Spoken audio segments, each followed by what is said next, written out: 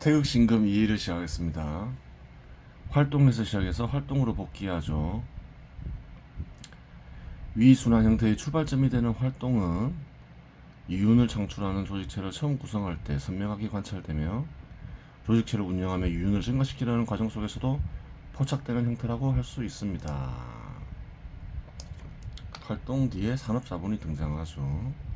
산업자본을 구성, 유지, 발전시키는 활동이 되는 것이지요. 산업자본의 물적 토대가 되는 작업수단은 시장에서 가격을 지닌 채 상품의 형태로 존재합니다. 작업수단의 가격 역시 수요와 공급의 관계에 따라 변동하는데, 그렇죠.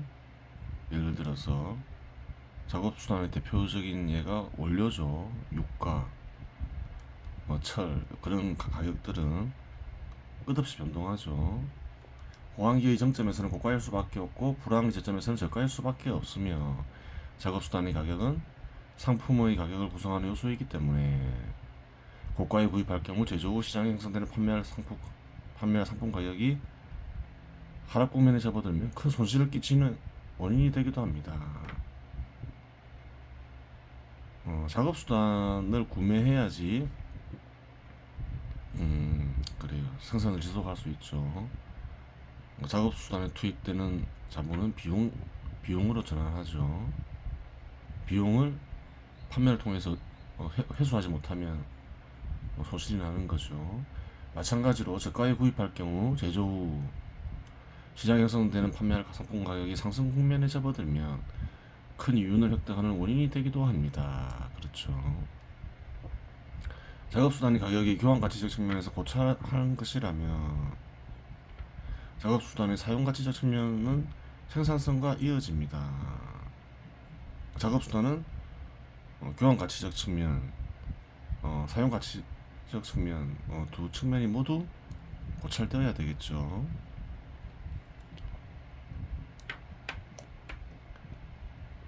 생산성은 시간상 동일한 양과 동일한 질의 상품을 생산하는 데 필요한 인원수를 규정합니다. 동일한 시간 속에서 동일한 양과 동일한 질의 상품을 생산하는데 A 작업수단은 10명을 필요로 하고 B 작업수단은 5명을 필요로 한다면 B 작업수단은 A 작업수단보다 생산성이 2배 크다고 말할 수 있습니다. 그렇죠.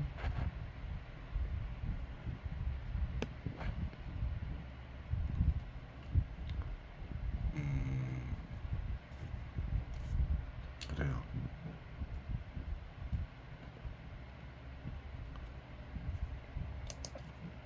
동일한 양과 동일한 품질을 생산하는데 어떤 작업수단은 인원수를 절반만 필요로 해요. 그러면 당연히 생산성이 2배가 크다고 얘기할 수 있죠.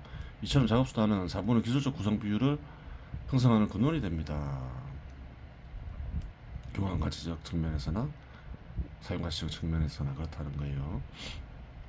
따라서 기업이라는 조직체를 구성하거나 기업을 운영하는 과정에서 작업수단의 교환 가치적 측면과 사용 가치적 측면을 격리해서 다루는 중요한 부분들이 될 수밖에 없습니다.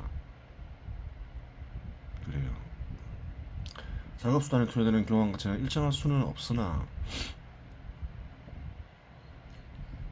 평균값이 있기 마련이고, 그렇겠죠. 작업수단 가격이 계속 변동하니까 평균값에서 크게 벗어나지 않으면 생산성의 증가로 자본의 가치적 생성 비율은 작아지는 경향이 존재합니다. 자본의 가치적 생성 비율은 인건비에다가 작업수단비 플러스 인건비를 나누는 거죠. 인건비의 비중을 보는 거죠. 인건비의 비중은 작아진다. 현 시대의 산업자본에서 관찰되는 현상인데 먼 미래에도 반드시 그러하다는 보장은 없다. 작업수단 비용이 급감하면 반대 현상도 일어날 수 있기 때문이다. 인건비에 비해서 작업수단 비용이 커지면 그러한 현상이 일어나는데 안 그럴 수도 있다. 이렇게 얘기하고 있죠. 무슨 말이냐. 좀 현 시대에서도 관찰되는데, 그래요.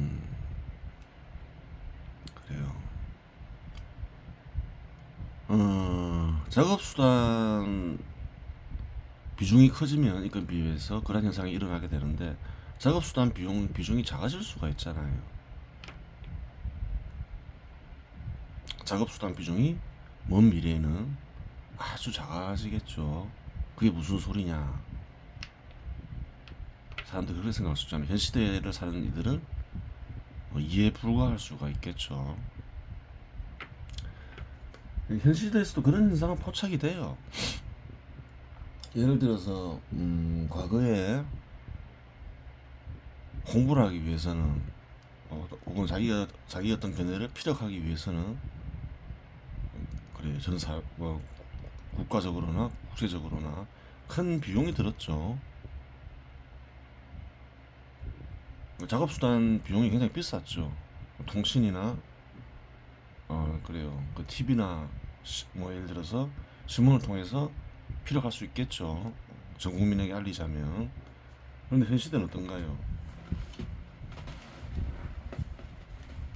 음, 무료로 이용할 수 있죠. 널리 퍼지는데 유리하냐 마냐를 떠나서 유튜브로 이용하면 경우에 따라서는 이글을 쓰니처럼 무료로 이 동영상을 찍으니처럼 무료로 이렇게 퍼뜨릴 수가 있다는 거예요. 그 왜 그런가요? 생산성의 증가로 작업수단 투입 비용이 크게 감소했기 때문에 그런 거죠.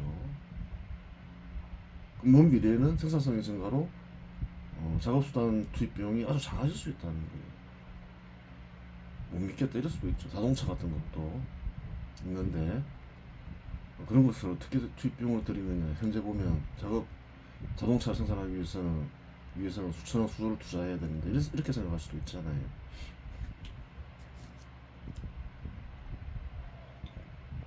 현 시대에서는 이루어지지 않지만 예를 들어서 유튜브처럼 생산성 증가로 인해서 아주 작은 비용만으로 자동차를 만들 수도 있잖아요. 누군가 자동차 생산 시설이 있고 누군가가 원하는 자동차를 주문하면 그래요. 그 생산 시설을 가진 곳에서 만들어주고 그 만들어준 자동차를 자동차에 상품을 붙여서 자기가 개발한 판매할 수도 있잖아요. 그런 자본이 등장할 수도 있잖아요. 그러면 비용이 대폭 감소하겠죠. 한번 10대만 만들어서 팔아보자. 잘 팔리면 많이 주문하면 되니까. 그런 식의 생산도 먼 미래에는 이루어지겠죠. 그래요. 그렇게 보는 거예요. 반대 현상이 먼 미래에는 일어날 것이다. 이거를 써니는 그렇게 얘기하고 있는 거예요.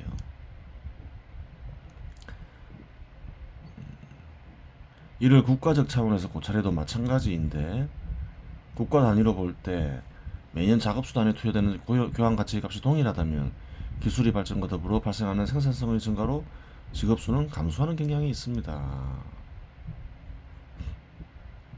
따라서 생산성이 증가함에도 직업수가 감소하지 않고 있다는 말은 새로운 상품을 생산하는 자본의 생성이 이루어지고 있거나 축적된 화폐 자본이 작업수단으로 전환하여 기존의 생산시설의 증가에 투입되고 있다는 말입니다.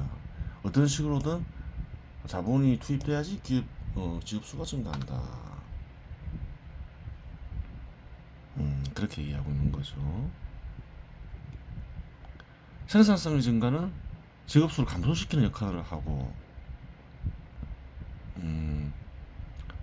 자본의 투입은 어떤가요? 추가적인 자본의 투입은 직업수를 증가시키는 역할을 하는 것이에요.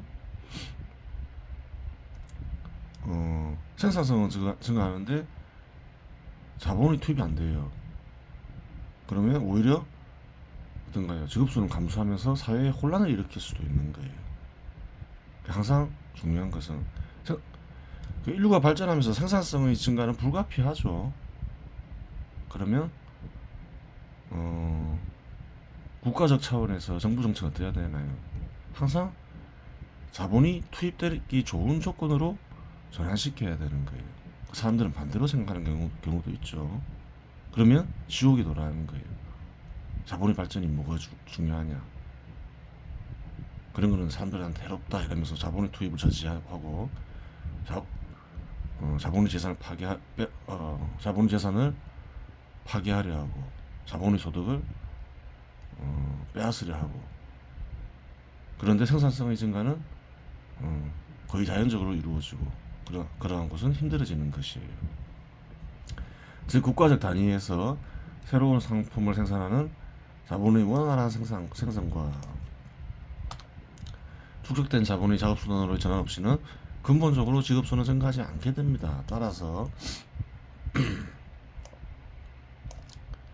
시장지배 시대에서 가장 중요한 경제정책은 새로운 상품을 생산하는 자본의 생성 및 축적된 자본의 작업수단으로의 전환이 될 수밖에 없으며 현실적으로 이러한 일이 가능하도록 제도를 정비하는 것이 정책 영역의 핵심적인 일이 되는데, 그렇죠. 만일 이러한 일에 실패한다면 정치 영역을 담당하는 책임자는 목적이 무엇이든 도덕성이 어떠하건 실패한 것이 됩니다. 국민들이 생활을 피폐하게 만드는 것보다 더 큰 실패와 부도덕은 찾기 어렵기 때문입니다. 그렇겠죠. 자본의 운동은 평등의 개념을 실현시키는데 이는 민주정치제도를 정치 영역에 심는 기능을 수행합니다. 자연이 평등이니 이런 것들이 이런 인간들이 이제 많은 인간들이 바라는 가치가 실현된 데에는 그 뒤에는 사실은 자본의 발전이 있다. 자본의 의지가 있다. 그렇게 얘기하고 있는 거죠. 민주정치 제도의 도입에 의해 다수의 국민들로부터 지지를 받으면 권력을 획득할 수 있는데 권력을 획득하기 위해 민간 자본은 소수의 치부를 위한 수단으로 규정하며 제약시하고 민간 자본을 수탈하여 이윤을 나눠주겠다는 정치인들의 주장과 선동을 현 시대에서 쉽게 관찰할 수 있습니다. 자본을 제약시하면서 파괴하고자 하는 이들을 관찰할 수 있죠. 한국에서는 민주정치제도 도입이 어떻게 이루어졌나요? 도입과 실현. 한국에서 좌파 인사들이 자기들이 민주정치제도를 도입하고 실현시킨 것처럼 얘기하고 있지만 사실은 그것이 아니죠. 민주정치제도는 실현된 적이 한국에서는 1945년 이전에는 없었죠. 그래요. 우파 인사들에 의해서 이제 시장지배 시대 제도가 도입이 되고 공산주의에 반대해서 그래요. 민주정치 제도를 도입했죠. 조선처럼 친무제도 하지 말자 이러면서. 대다수 국민들은 잘 몰랐겠죠. 민주정치 제도를 겪어본 적이 없으니까. 조선 왕조를 거치고 일제 식민지 치하에 있었으니까. 민주정치 제도를 실제로 도입한 것은 한국을 세운 이들, 즉 우파 인사들의 의지에 의해서 도입이 된 거예요. 그리고 어떻게 했나요? 학교에서 가르쳤겠죠. 그래요. 한국의 민주정치는 제도는 사회적으로 자연 발생한 게 아니라 학교에서 가르쳐준 민주정치 제도인 거죠. 그래서 예전에는 학생들 중심으로 1980년대까지만 하더라도 민주정치를 실현하고자 했어요. 다수 국민들하고는 약간 괴리되죠. 그런 부분이 있는 거예요.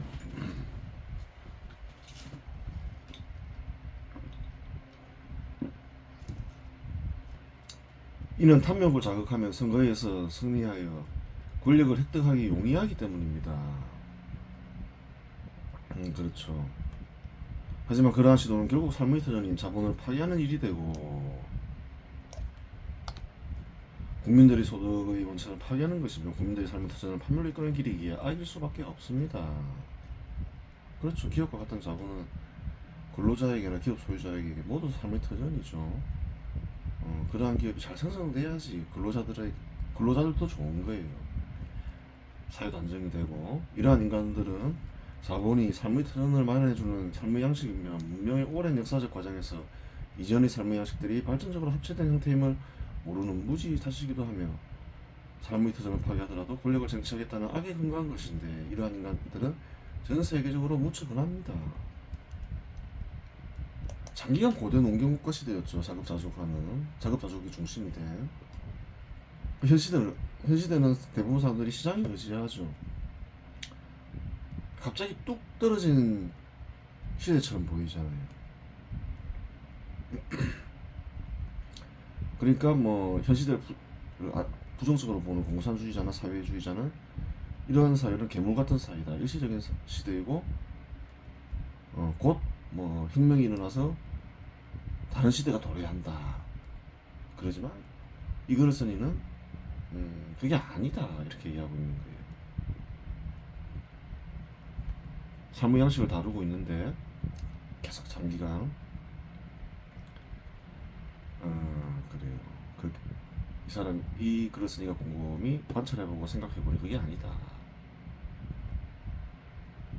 시장지배 시대라고 하는데, 시장은 고대부터 있었던 것이다. 그 비중이 무척 작았지만 살아가는데 계속 커져왔던 거죠. 자본은 어떤가요?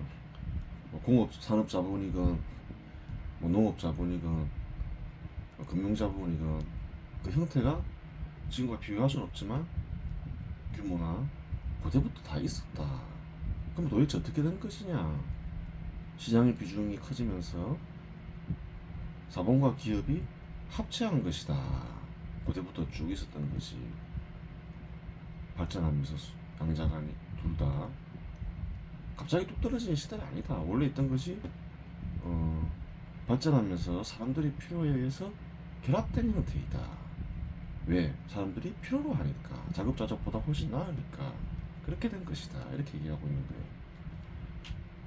우선 이러한 인간들이 모르는 것은 너무나도 많겠으나 자본이 유운을 창출하는 것이 문제인지 자본의 축적이 문제인지,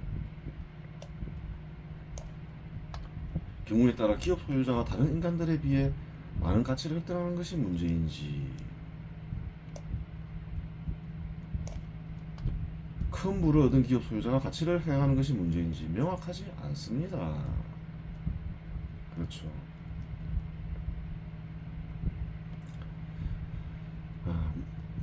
한국에서 보면 그런 사람들이 주장하는 게 정확하게 무엇인지 명확하지가 않죠. 이것저것 다 주장하는 것 같기도 하고, 물론 이제 이거를 쓰니는 알겠죠. 그 사람들이 온 목적을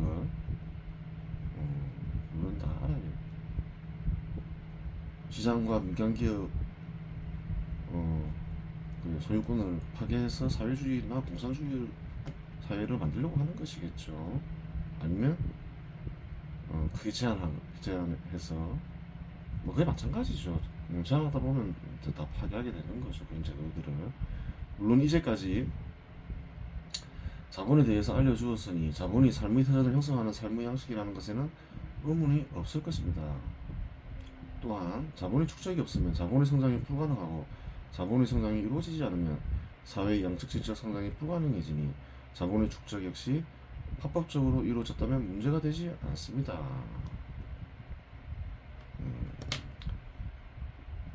그런데 자본은 자본가가 없으면 생성될 수 없으니 자본과는 무관하지 않습니다. 뭐 자본이 중요한데 한국에서는 자본가는 악당이다, 기업 소유자는 악당이다, 이런 견해를 퍼뜨리려는 이들이 있고 퍼뜨리기도 했었죠. 그럼 자본이 중요하면 자본을 생성시키고 유지 발전시키는 자본가도 중요하게 되잖아요. 그래요. 부정할 수 없는, 자본은 중요한데 자본가는 중요하지 않다, 이런 것은 말이 안 되는 거죠. 자본을 유지 발전시키니까 자본가인데, 시장 지배 시대에서 자본의 의지는 곧 제도의 의지입니다. 자본가는 제도의 의지를 실현하는 매개자가 될 따름입니다. 무슨 말이냐? 따라서 제도의 의지에 반하는 자본가는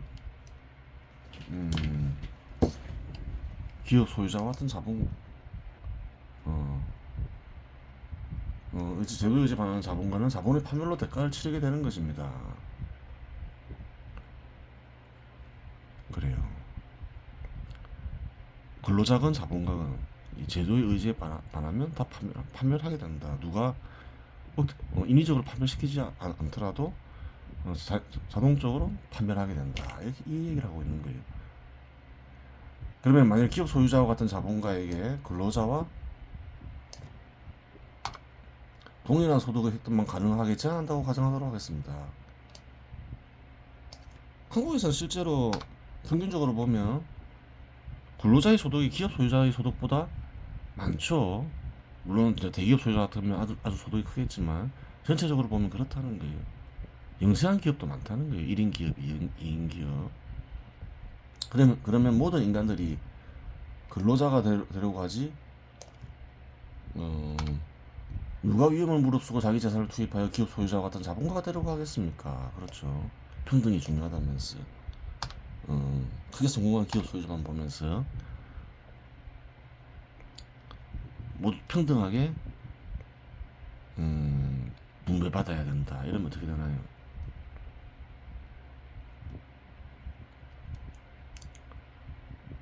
아무도 기업에 투자하려 하지 않겠죠. 왜?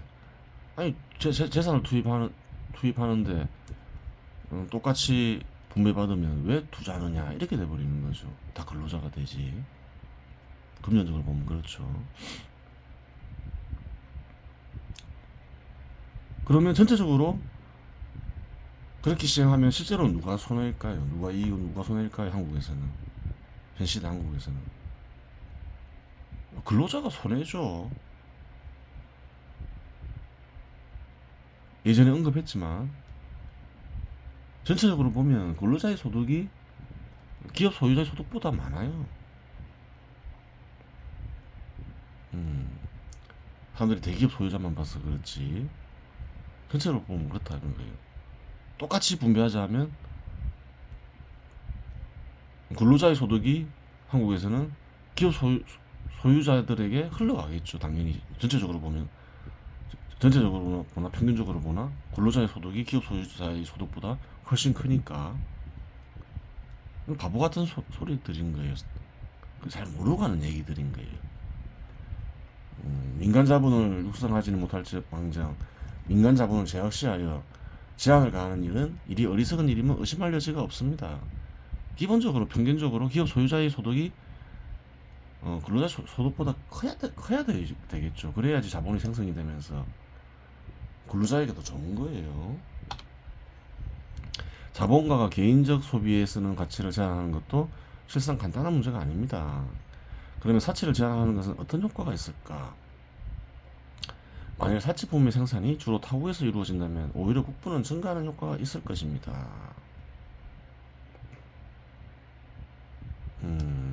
그렇죠. 사치품 소비를 다 수입해서 해요. 그런 경우에는 제한하면 국부는 오히려 증가할 수 있겠죠. 하지만 만일 사치품의 생산이 국부 증가에 중대한 비중을 차지하고 있다면 사치품을 생산하고 있다면 어떻게 되나요? 그 비중이 크다면 국부는 타격을 받고 그에 종사하는 인간들 역시 경제적으로 어려운 처지에 놓일 수밖에 없습니다. 이처럼 사치품 소비의 규제마저도 국가의 경제 구조를 파악하지 못한다면 시시비비를 가리기 어렵다고 하겠습니다. 그렇죠.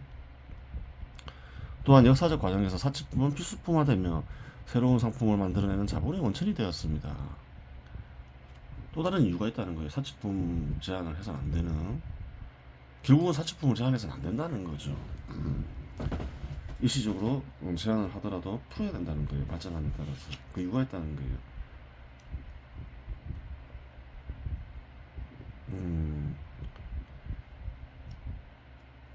역시 현실 한국에서 필수품화된 자가용, 텔레비전, 전화기 등은 처음 소비될 때 모두 사치품이었습니다.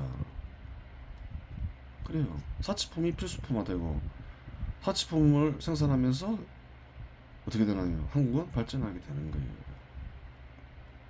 인간에게 필요한 것은 그 사치품이건 필수품이건 제한해서는 안 되겠죠. 가급적 시장을 이용해야 되는 거예요. 한국에서 또 최근에 크게 제한하는 게 뭔가요? 주택이잖아요. 주택이 중요하잖아요, 인간에게.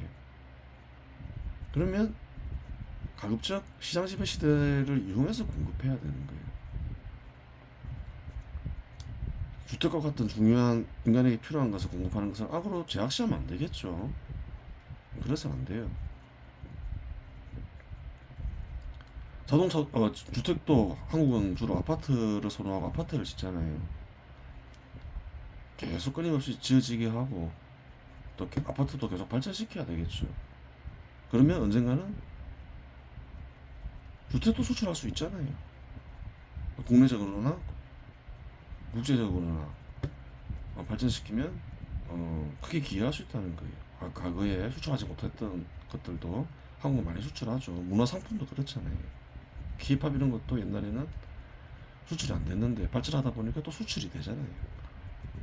인간에게 필요한 것은 가급적 시장을 이용하고 긍정적으로 보는 자세가 중요한 거예요. 그렇게 되는 거고. 그러면 기업 소유자의 소득을 과학적으로 잠시 분석해보도록 하겠습니다. 기업을 운영하는 가운데 화폐 자본을 제공받을 수 있습니다. 이 경우 대출이자를 내고도 이윤이 존재한다면 이는 기업 소유자의 심동에 의한 결과이니 기업 소유자의 소득으로 자본에 대한 지분만큼 인정할 수 있습니다. 그렇겠죠.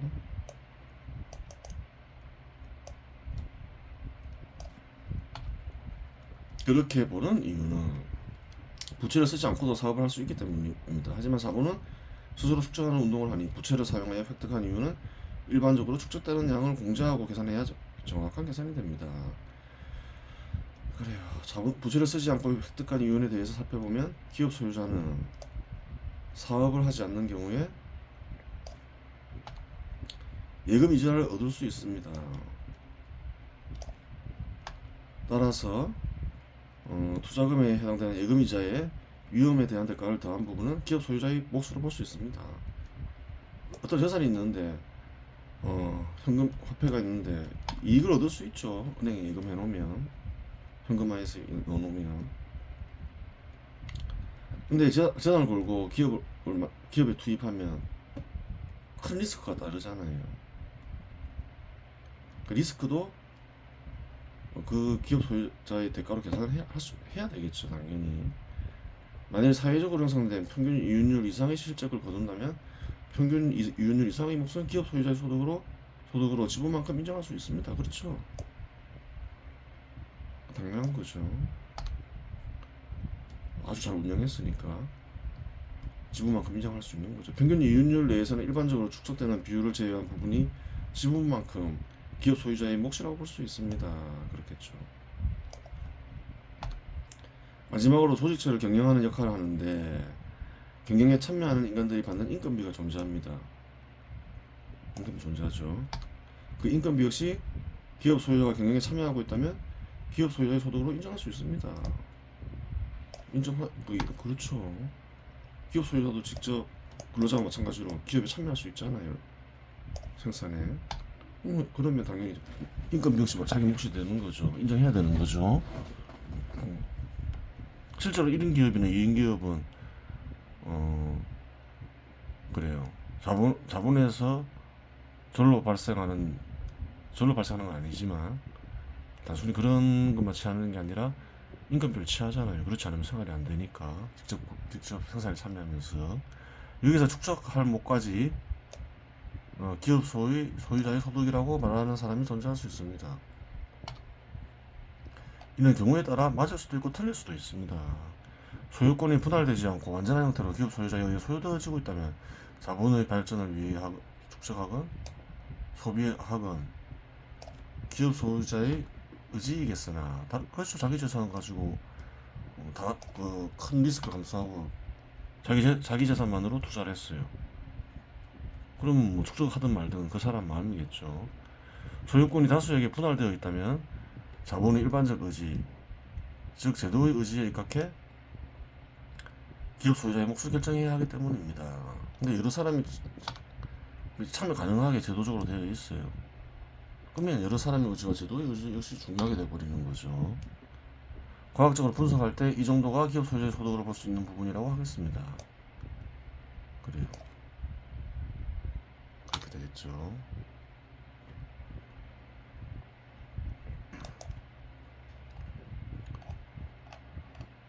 어, 그래요. 그러면서 여기서 마치겠습니다.